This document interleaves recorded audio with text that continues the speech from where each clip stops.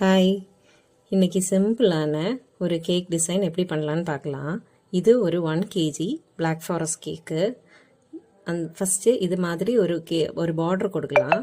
இந்த மாதிரி பார்டர் கொடுத்ததுக்கப்புறம் 1 mm நாசில் எடுத்துகிட்டு இந்த மாதிரி அந்த பார்டர் லைனுக்குள்ளாடி ரோசெட் டிசைன் ஃபுல்லாகவே வச்சு ஃபில் பண்ணி எடுக்கலாம்.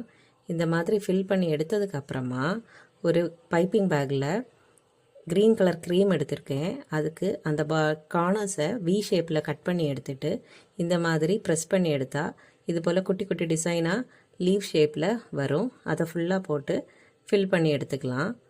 இதுக்கப்புறமா சில்வர் சுகர் பால்ஸும் அதுக்கு மேலே போட்டு நேமும் எழுதி குட்டியாக ஒரு டாப்பரும் வச்சு இந்த கேக்கை கம்ப்ளீட் பண்ணிக்கலாம்.